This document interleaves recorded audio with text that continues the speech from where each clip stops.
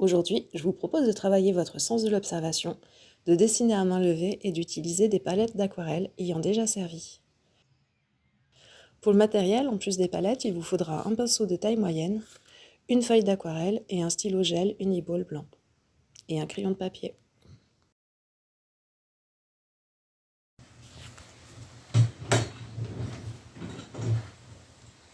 Voilà, c'est parti. Donc j'ai mes aquarelles qui sont légèrement réhumidifiées. Donc c'est des restants de projets passés que j'avais pas jetés. Et aujourd'hui, on va les recycler, les utiliser pour faire des ronds, des aplats très simples à main levée avec donc ces couleurs-là. Ça va nous permettre aussi d'aller un petit peu plus loin dans certains mélanges où on n'a pas peur finalement de gaspiller. On va pouvoir tester des choses un petit peu non conventionnelles, mettre telle couleur dans une autre, observer un petit peu comment ça se comporte en séchant. Et aussi travailler un petit peu au feeling, c'est-à-dire on ne va pas se poser de contraintes ou quoi que ce soit. La seule contrainte, c'est de faire des aplats qui soient à peu près ronds. Et comme d'habitude, on n'est pas en recherche de perfection, mais seulement en recherche d'expression et de plaisir de peindre.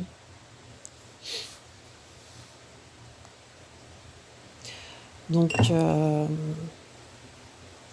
j'ai laissé les fenêtres ouvertes. J'étais en train de peindre fenêtres ouvertes et c'est vrai que le bruit de l'orage était assez sympa. Donc si ça vous plaît pas trop et que vous n'avez pas le temps, vous pouvez toujours aller à la 11e minute 35. Et comme ça, vous pourrez aller un peu plus vite.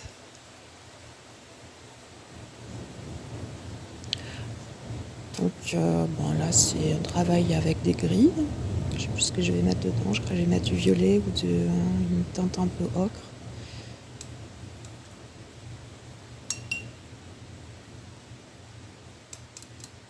Et d'avoir comme ça, je crois que je vais en faire 12, des petits ronds. Ça permet d'observer aussi, suivant la quantité d'eau, comment l'aquarelle va sécher.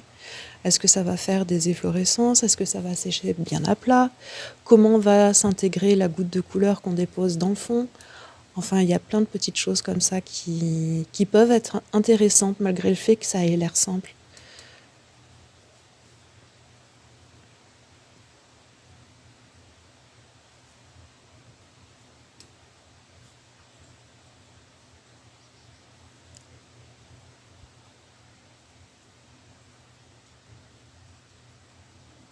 Et là, je suis toujours avec mon pinceau Escoda.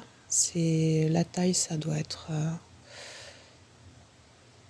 à vue de nez, ça doit être 4 ou 6.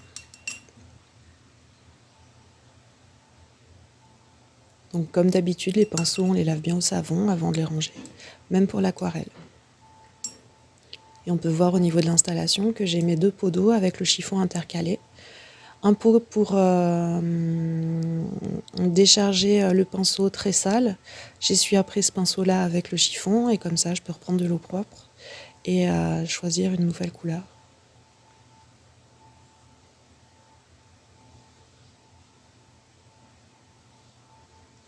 Donc je vous conseille de ne pas trop diluer la peinture, mais plutôt de bien frotter pour récupérer un maximum de pigments. Comme ça, elle sera bien intense et ça mettra en valeur le stylo blanc qu'on appliquera plus tard pour le dessin.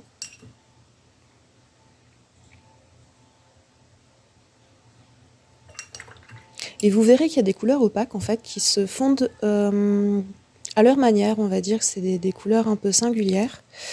C'est des couleurs qui peuvent se comporter comme des gouaches. Alors dans ces couleurs-là, on a le blanc de titane, on a les couleurs cadmium, on a certaines ocres, on a aussi les cobaltes qui peuvent fonctionner comme ça, c'est-à-dire là où on met une goutte de couleur aquarelle, par exemple rouge cobalt, comme j'ai mis dans le rond violet du milieu en bas, on voit ça se diffuse comme s'il y avait une pigmentation un petit peu lourde. Ça se comporte pas trop comme une encre en fait. Donc ça peut être intéressant aussi dans vos prochains travaux. Si vous avez des parties comme ça dans vos aquarelles où il y a des espèces de diffusion comme un arrière-plan avec des buissons fleuris, ben vous pouvez déposer des petites gouttes comme ça de couleur cobalt ou cadmium pour faire une sensation de fleurs ou de fleurs en bouton. Et c'est assez chouette.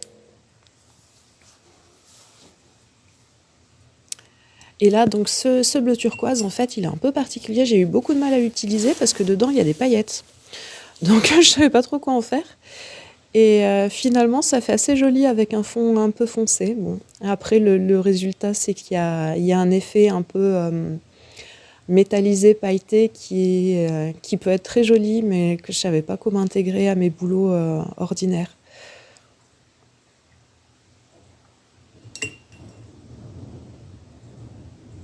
Donc on continue tranquillement. C'est plutôt un travail qu'on fait en étant zen, où on profite du moment, on se prend pas la tête.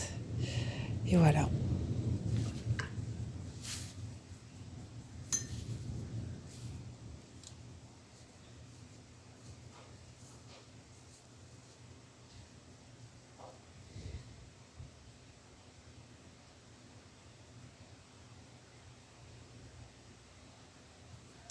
Alors vous voyez que mes ronds sont pas du tout ronds. Le seul truc qu'il faut respecter pour qu'il y ait une harmonie générale, c'est de respecter l'espace entre chaque rond, qu'ils soient pas trop, comment dire, qu'ils aient l'air un peu rangés en fait. Ça fait, enfin moi je trouve ça sympa parce qu'il y a un petit côté herboriste et collection qui peut faire joli. Alors n'hésitez pas à faire des ronds un peu plus grands, vous pourrez mieux dessiner. J'ai trouvé ça un peu petit pour dessiner. Là, il faudrait pas que ce soit plus petit en fait.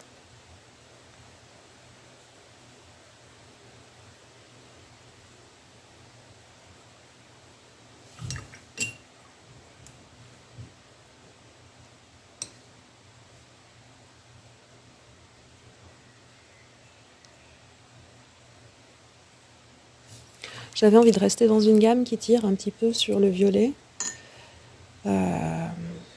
Mais je trouvais ça limite ennuyeux, du coup je suis partie un petit peu avec d'autres couleurs, essayer de faire d'autres variations.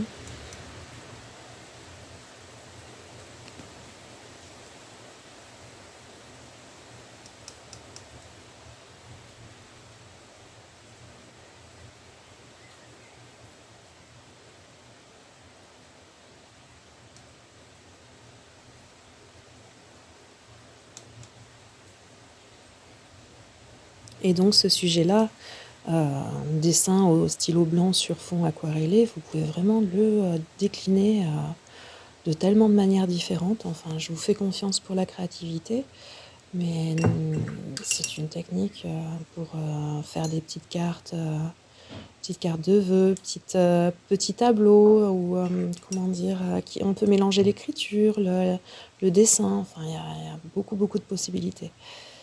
Donc moi j'ai choisi celui-là parce que je trouvais qu'il y avait un charme esthétique dans les branches en fait quand on voit des petits arbustes comme les noisetiers ou qu'est-ce qu'il y a d'autre, les feuilles de figuier, la forme de la feuille est belle en elle-même. Et sur la branche, là, il y a un côté graphique et un petit peu limite du design. Hein. Si on prend une branche de cotinus, c'est vraiment des beaux arbustes qu'on remarque pas.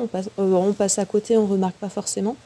Mais ça peut vraiment être joli à travailler. C'est un sujet qui est proche de nous, on peut cueillir une branche comme ça dans le jardin ou au bord d'un chemin. Ça gêne personne et ça nous donne une inspiration. Et l'avantage aussi, c'est que pour une fois, on ne travaille pas d'après photo, donc ça permet de travailler ce qu'on appelle la cohérence main-œil en fait. Donc c'est notre capacité à dessiner le réel à transformer ce qu'on voit en 3D devant nous en dessin 2D sur une feuille. Et ça, vous verrez, au départ, c'est un petit peu difficile, mais vraiment on apprend en faisant ça.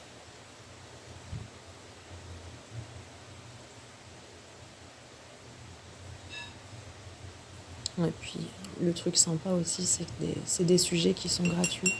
Et comme je vous disais, c'est rapide en fait. Je pense là, cette activité, allez, on va se donner large. Moi, je l'ai faite à peu près 1 heure. Je pense des gens qui en sont pas trop aguerris encore, et en 2h30, 3 heures, le résultat fini sera chouette.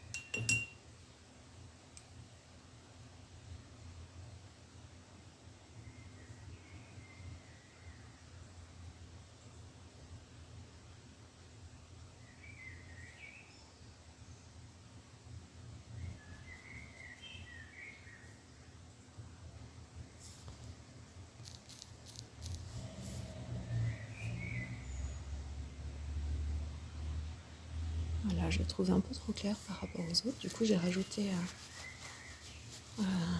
une espèce de noir pour... et puis je reprécise un petit peu le contour.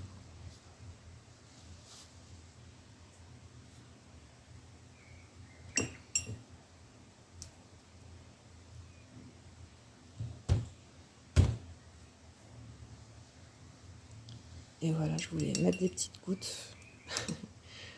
dans ce grand rond, enfin dans ce rond foncé. Et du coup, ça a fait des petites taches à côté. Bon, c'est pas très grave, on ne demande pas un résultat parfait.